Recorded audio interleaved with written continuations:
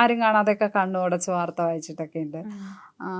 ബാലഭാസ്കർ എൻ്റെ സുഹൃത്തായിരുന്നു. അപ്പോൾ ബാലഭാസ്കറിൻ്റെ മരണം ശരിക്കും ഞങ്ങൾക്ക് കുറേ മീഡിയ ഫ്രണ്ട്സ് ഉണ്ട് പുള്ളിയുടെ. അപ്പം ഞങ്ങൾ ഓരോരുത്തരും, ഇപ്പോൾ ഞാൻ, എൻ്റെ ഫ്രണ്ട് ശ്രീജ, ഇവരൊക്കെ തന്നെയും ബാലഭാസ്കറിൻ്റെ മരണം വന്ന് ഞാനൊന്ന് മോർണിംഗ് ഷോയിൽ ഉണ്ടായിരുന്നു. അപ്പോൾ അത് പറയേണ്ടി വരുമ്പോൾ സ്വാഭാവികമായും നമുക്ക് ഉള്ളിൻ്റെ ഉള്ളിൽ കരയും. ചിലപ്പോൾ കണ്ണീര് പുറമേക്ക് വരില്ല, പക്ഷെ നമ്മൾ തകർന്നിട്ടായിരിക്കും പറയുന്നത്. പക്ഷെ അത് മനുഷ്യർക്ക് ആ അർത്ഥത്തിൽ മനസ്സിലാവണം എന്നൊന്നുമില്ല. നമ്മൾ അത്രയും തകർന്നിട്ടാണ് സംസാരിക്കണമെന്ന്.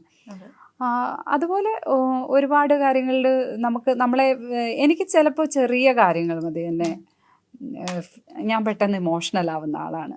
ഞാൻ പറഞ്ഞില്ലേ, നേരത്തെ പറഞ്ഞ ക്വസ്റ്റ്യനുമായി കണക്ട് ചെയ്താൽ സ്ട്രോങ് ആണോ എന്ന് വെച്ചാൽ പെട്ടെന്ന് കരയുന്ന ആൾ കൂടിയാണ്. പെട്ടെന്ന് കരയുന്ന ആളുകളെല്ലാം സ്ട്രോങ് അല്ലേ എന്ന് വെച്ചാൽ ഞാൻ പറയുന്ന ആ ഡെഫിനിഷനിൽ കരയുന്ന ആളുകൾ സ്ട്രോങ് അല്ലാതിരിക്കുന്നില്ല, ദുർബലരല്ല.